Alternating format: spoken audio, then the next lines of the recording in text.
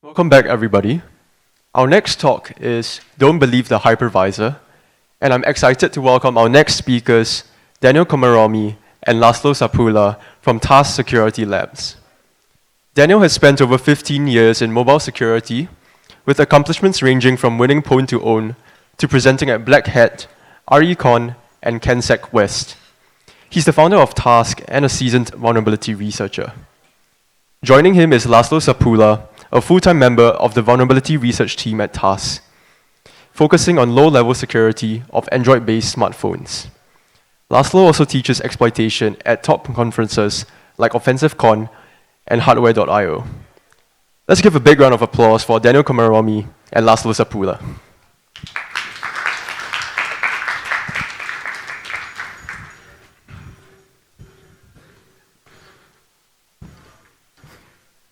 So hello everyone, welcome to my talk about hypervisor research I did during my internship. I'm Laszlo Szapula. I work at Task Security Labs as a security researcher, where my main work revolves around baseband pawning, but during my years I also worked on trust zone implementations, Android kernels, and of course hypervisors. But let's start to talk about what is hypervisor really, because we're not talking about hypervisors like KVM or VMware. We are talking about security hypervisors. We won't have many time to talk about every aspect of hypervisor. If you are interested in looking more deep into this topic, I highly recommend some talks I listed here. The original Google Project Zero post is Lifting the Hypervisor by Gal Benyamini. It's really good about Samsung hypervisors. And also about Samsung hypervisor, there is this post by Alexander Adamski, who later joined Impalabs. And also there is the Emulating Hypervisors by Aristidis Talas. This is a really good FRAC article, I really recommend it. This is about emulating the Samsung hypervisor and fuzzing it with AFR. And I will get back to this later. And since I did this work, there are also multiple new blog posts and articles about hypervisors. The top one is 2 months old, around 2 months old, yeah. And this is about the new hypervisor of Samsung, the Ajax, which is written in Rust, by the way. And also there is the Shedding Light on Huawei Security Hypervisor. This is the blog post by Impalabs. And this is about the exactly same hypervisor in Huawei. And they did a wonderful work describing every feature this hypervisor has. And if you're interested in other implementations, I recommend this talk about Qualcomm hypervisors by Sharat Khanna. So why do we need hypervisors? Well, the old time when there was only kernel, if you had a kernel exploit, you could easily get full control over the kernel, over the file systems and such. And this is not good if you are talking about mobile phones, because there are many sensitive private data there from the users, family photos, but also bank card details and fingerprints, biometric data. Of course, many of them are now protected in the trust zone, but some are still in the normal file system on the Android, and we don't want attackers to access it easily. And what developers did is they removed full control from the kernel and lifted some functionalities into another firmware component, which has higher privileges and can govern the kernel. So they can detect if any hypervisor, any privilege escalation attempt is happening or something like that. And how did they do that? Well, they used the ARM64 architecture. A core in the ARM64 architecture can have one of the 7 states. One separation is the secure non-secure separation. What this does, it disallows some, if a core is in the non-secure world, then it cannot allow it doesn't allow the core to access the memory that is marked as a safe word memory. And but if you are in a secure world state, then you can access every memory. You have full platform control almost. And there is the other axis where it is differentiated in exception levels. The higher the exception level is, the more privilege the core has at runtime. What this privilege means is it has access to more system registers and also can trap exceptions from lower levels. The EL0 is the lowest extension level where the user space applications run. Above that in EL1 is the kernel, and in EL3, which is already in a secure state, is the trusted firmware or secure monitor, through which the normal world software can access the trusted world or trust zone. And also between the kernel and the secure monitor, there is one more layer, which is the hypervisor layer. And this is where the similarities between virtual machines and the hypervisor comes into place. Basically, the hypervisor layer is made to make hardware-based virtualization possible on ARM64. How it does that? How can we access hypervisor? We can access it to HVC or hypervisor calls. This is similar to SVC, which is used in ARM64 to access the kernel. This is the syscall equivalent in ARM64. And this is a similar instruction. It works exactly the same. And also there is another one, the SMC, which does the same, but it elevates to the EL3. Another way is trapping instructions. What this means, if an instruction, a specific instruction is executed, then an exception occurs in a higher level, and the higher level can decide if it wants to trap this instruction or not. And for example, the SMCs or secure monitor calls can be trapped. They are usually trapped to make sure that the kernel doesn't do bad things using the EL3. And there is also the system register access instructions, the MSR and the MRS. For example, if the kernel wants to switch the page tables, it needs to overwrite a TTBR1 register where the base address is stored. And if the kernel tries to write something in it, then the hypervisor can trap this call and essentially validate if this is a valid new page table address. And also there is shared memory. This is used in Huawei to push logs from the hypervisor to the kernel. And a unique feature of the EL2 is stage 2 translation. This is where the VM thing comes in the picture. By default, if you translate a virtual memory in the kernel or in the user space, it goes through the page table which are managed by the kernel. This is the default when you use operating system. And this transforms the virtual address to a real physical address by default. But if the stage 2 translation is enabled, then the kernel page tables transform the virtual address into an intermediate physical address, which then needs to go through another set of page tables, the stage 2 page tables, which are managed by the hypervisor. And yeah, the real physical address can be entirely different than the intermediate physical address, and it has another layer of protections because the protections in the stage 2 tables matter. If, for example, there is a read-only page and kernel somehow overwrites this page into read-write, it will still stay read-only in stage 2 tables, so it won't be writable. All right, let's get back to Huawei. How this research started? Well, we wanted to simulate an exploit where we have a kernel memory read-write and also the SLR leak for the simplicity. And we wanted to somehow get a privileged shell. This is not easy on many devices or many cases because there are many protections nowadays. For example, SELinux, and in Samsung's case, there is HKIP, which does many validity checks, and the similar is true for Huawei. But in Huawei, we also have another problem, which is that the system is locked, so we cannot upload or flash custom firmware onto the system, and more, many firmware components are also encrypted. So that's where a bootrom exploit comes into play, and luckily, my colleagues at Tusk, they found bootrom exploits in Huawei. This is published in the name Autotame Unicorn, and we use this bootrom exploit to load patched kernel into the device. And I use this to patch some system calls to emulate kernel memory read-write. So one system call to read memory, one system call to write memory, and another one to read the ASLR shift. And it also allowed me to patch other firmware components, even encrypted ones. And I used that to patch the EL3 or the second monitor firmware. And I modified it. I overwrite one of its handlers, second monitor call handlers. And it allowed me to have full platform memory read and write. It was good for debugging purposes. OK, now that we have a patch kernel with a simulated exploit, let's try to open a root shell. The obvious thing is to override the credentials of the attacker process.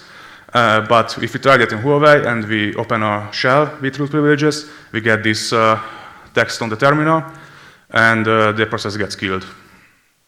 So let's take a look into the code. Whenever we access something on the file system, we get to this ACL permission check function, which is deciding if a user can access a file based on its user ID and the group ID. And in Huawei source code, there is this called snippet inserted. And if we look at this, we can see that it checks if the UID is 0, also is it root. And if it is root, then it performs a check in the function HKIP check UID root. HKIP means Huawei kernel integrity protection, which is the equivalent to the HKIP in Samsung. And what this function does, it takes a bit vector in the kernel memory, where each bit corresponds to one process ID. And if this bit is set to 1, then this process is allowed to be root. If it is 0, then it isn't. And if this bit is 0 and the UID is root, then it means that this is an exploit attempt, so the kernel will kill this process. We can see this in the check UID root function. We see the same text we seen in the terminal earlier, and the process gets also killed. So let's take a look at that bit vector. We can see this is by default, this is a normal bit vector aligned to page boundary. And the interesting thing happens in the HKIP read data init function, which calls HKIP register bits on these bit vectors.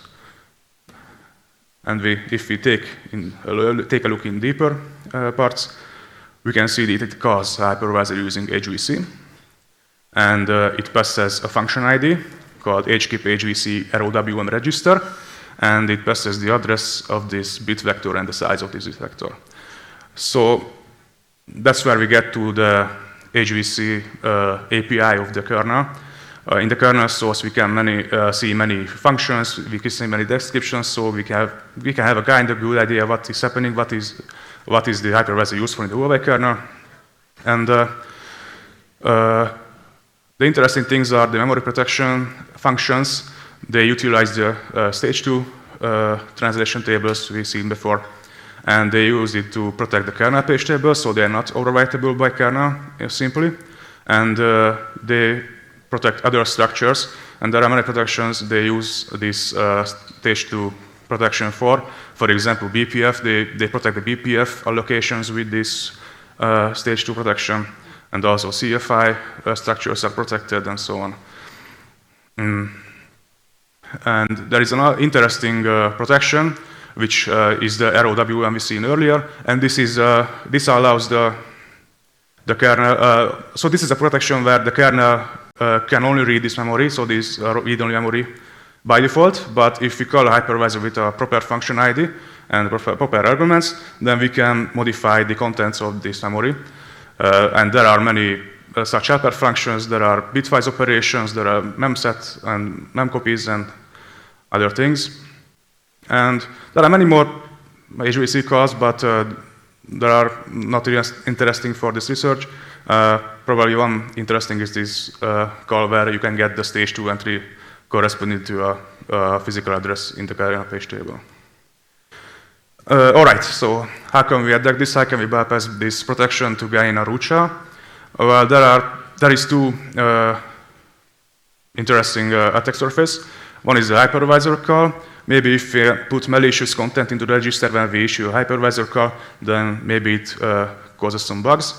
And also there is the shared memory buffer attack surface, because Huawei uses ring buffers in shared memory to push logs to the kernel. And as the old saying goes, one does not simply make a safe ring buff implementation. So this can be a good place to look at. And the Impalabs guys did that already. And they found bugs and they posted it. And another question is what types of bugs we're looking at, what are we looking for? We can look for memory corruptions, for which we can look using fuzzing or something like that. And there are logical bugs which we need to, for which we need to do static analysis. Let's start with the fuzzing. When we're fuzzing firmware, we need some kind of emulation, because fuzzing in place is not that easy. And the interesting thing about hypervisor is that they are not too hard to emulate, because, for example, in basebands you have to take care about access to outer hardware elements and other things like that. The hypervisor only has two assumptions, that there is a kernel and there is a trusted firmware. And if we make a minimal kernel and trusted firmware implementation, then we can put the hypervisor code between them. One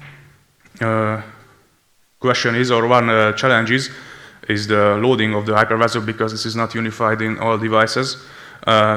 Different vendors use different tactics. Samsung earlier used to start or load the hypervisor code from the kernel. That was the old time. Now they use boot ROM for that. But Huawei used the second monitor to initialize the hypervisor. Yes, and about emulation, I used the aforementioned article about emulating Samsung hypervisors, and he used the QEMU full system emulator using AFL, which is not that trivial, because AFL by default supports user mode emulation fuzzing. But there was a project a few years ago named 3-Force AFL, but that project was discontinued, so Aristides took that project and ported it to the newer QEMU versions. And he also published the source code for it, so I used that as a starting point of my fuzzer. There were many challenges to port this to Huawei, because they are very different systems, Samsung and Huawei. But two challenges were interesting about this. One is the memory layout. The challenge was here because the hypervisor, the Huawei hypervisor, is loaded to this address 114C. And when I loaded into the QEMU and checked it with GDB, then it showed only FFFF or 00, depending on where I looked. And it didn't change, but no matter what I did. I was noob back then, very noob, and I didn't know the QEMU source code very well, but the solution was in the board definition.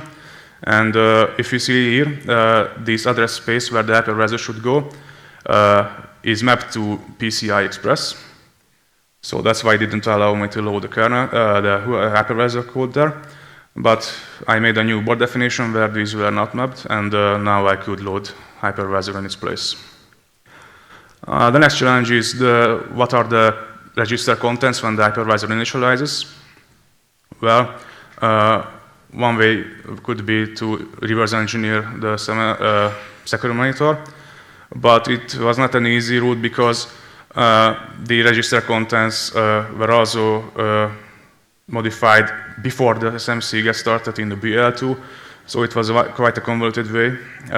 What I did eventually is to use my aforementioned second monitor called read primitive, and I also patched the hypervisor so that it saved the register contents on initialization, and it saved into a memory space where it was not modified, and I could use the SMC read primitive to read the contents.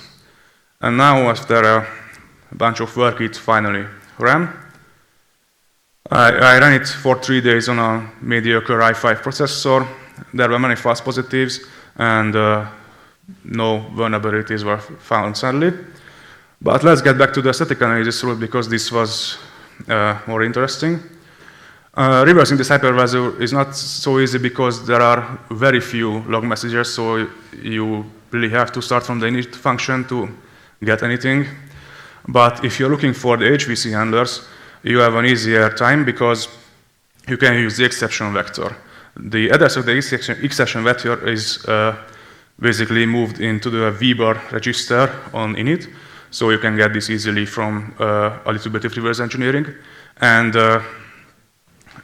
from the type of the exception, you can get the offset or where this specific exception gets handled. And we know that this is coming from a lower exception level, the HVC call, where the kernel is running in ARM64, and HVC is triggering a synchronous exception, so we have the offset where we should look for. And looking at this code, you can see it just checks the exception syndrome register ESR, EL2. And based on the content on the register, it can get the information if this is an SVC, HVC, or SMC call. And in there, we have the HVC call handler easily. And based on the FID we put in as the first parameter, it can derive the group of the function the kernel wants to call. And 6 is the corresponds to the protected memory or PRMM handler, which is just a dispatcher. It checks the least significant byte of the function ID, which is hex 40. In decimal, it is 64. And that way, we can get the function where this ROW register gets called. This is a kind of convoluted code, but what it essentially does, it uses the page table entry in the stage 2 transaction table. It looks like this, and if you look at the upper attributes, you can see that there are 4 bits that are not used by the MMU. They are entirely free for the software to use them. And that's what Huawei did. They put in values regarding what kind of protection these pages enjoy. And if it is set to 1111, it is unprotected, unprotected. And you can see these ROWM protection here, and also the error protection. And there are more protections which are not that trivial. I recommend Nicolas' blog post about this. And we can see an interesting thing here. The least significant bit, if it is set to 1, then it means that this protection can be reclaimed or removed from this page. And there is one for both ROWM and both for arrow. If it is not set, then this protection cannot be removed until you reboot. And of course, this is not the protection bit itself. It is using the same protection bit that is used in the kernel page tables also. But it is important that this is not the page table of the hypervisor. This is used to translate addresses from the kernel. So the hypervisor has its own page tables, and he can overwrite anything as it likes. Okay, so what the problem with this is there are no validation checks at all. So anybody can call from the kernel context these hypervisor calls from any context, from anything, and they get executed if some integrity checks are in place. For example, this is a real physical or a real address there or something like that. But it is not checked that an attacker process or something that should not call this function is calling this function or not. So that's what we can use to bypass these protections. So we can extend our goals. So we start with the kernel read write and the ASLR leak, and we need some kind of code execution. So we can call the HVC calls, so we can call the hypervisor, and we can use this ROWM API to modify these UID bits because they were protected with ROWM. And after that, if you overwrite the credentials in the task structure corresponding to our attacker process, then we can open a shell with root privileges, and it won't get killed, probably. And so how do we execute code? Well, the ROP is the answer. And for that, we need a kernel stack that is static, so it doesn't move while we put the ROP chain on the stack itself. It has enough place because in kernel, the kernel stacks are limited to 2 pages. And it is bonus point if it is triggerable by the attacker some way, because we don't want to wait for hours for it to trigger. And the UOVND checks all these points. This is a process that is in a poll system called 99% of the time. And we can trigger it with, for example, a power button press. So that's what we use for this. Okay, for the HVC gadget, we need some gadget to call the HVC.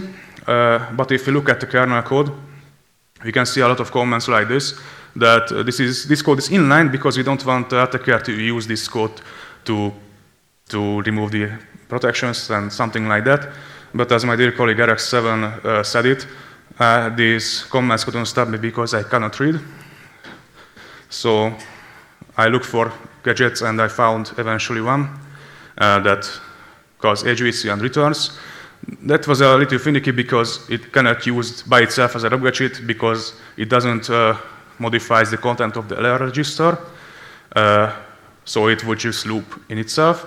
But using indirect call gadget, we can call this and return to that into that gadget and continue the ROP chain.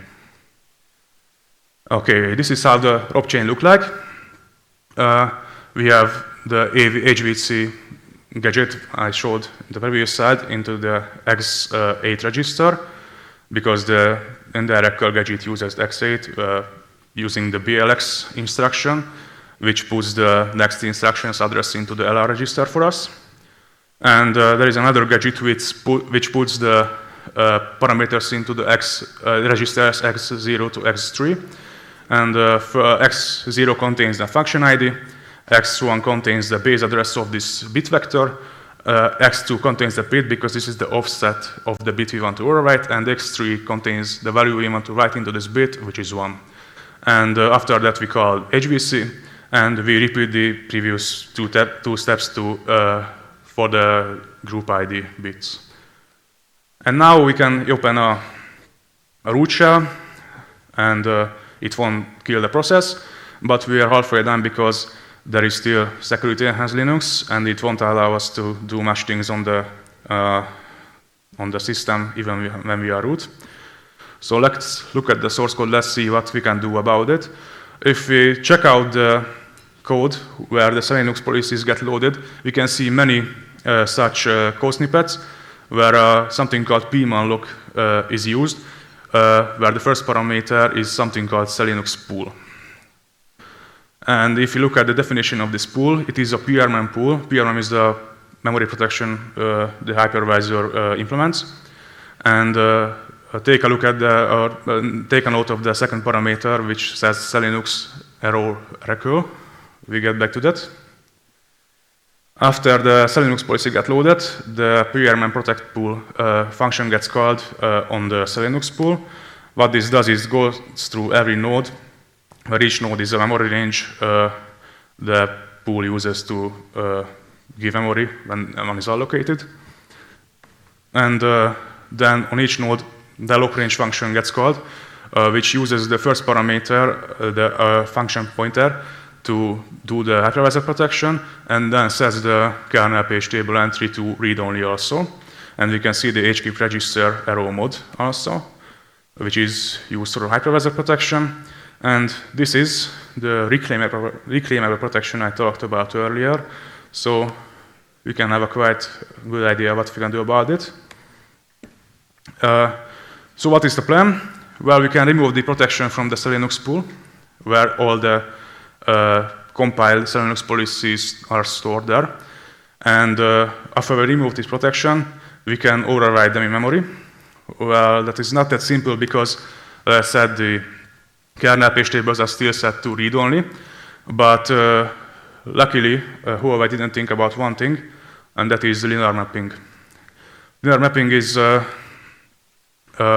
feature where Linux maps the entire physical memory space into a virtual address space.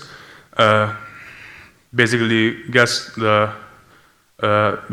changing the offset of the physical page into a virtual offset, and this is an early alias to all virtual addresses the Linux kernel uses.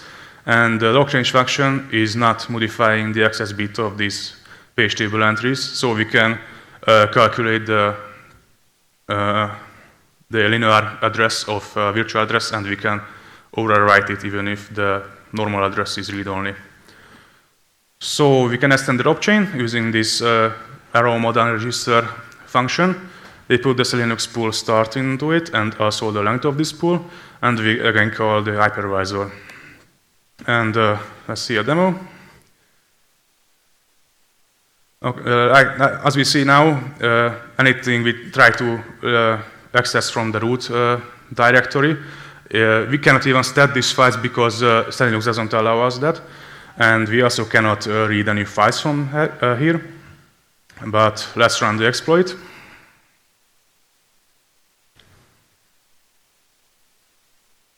And that is the interesting bit. This is the UOVND trick.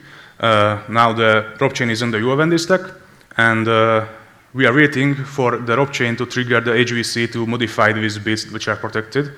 And once I press the power button, these bits are modified, and now we can override the credentials to 0. And I also did the SELinux rule override, and we are now in a root shell where we can access everything basically.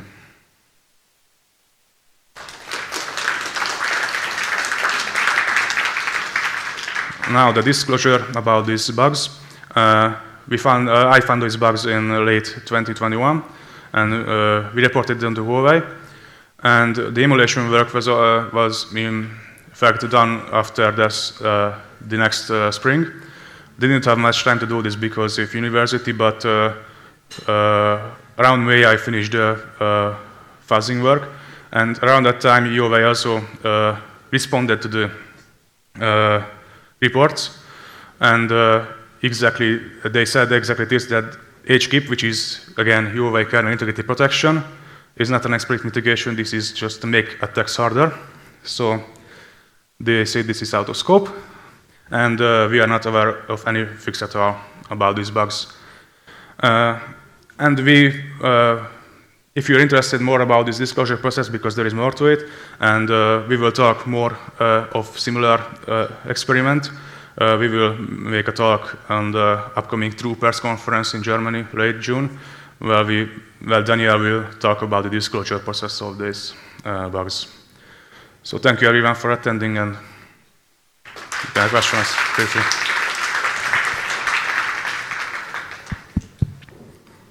Thank you, Daniel and Laszlo, for the presentation. I'll now be opening up the floor to any questions.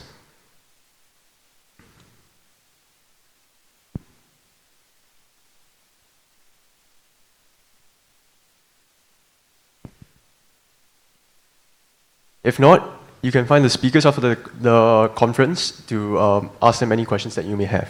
Let's give them another round of applause for their amazing presentation.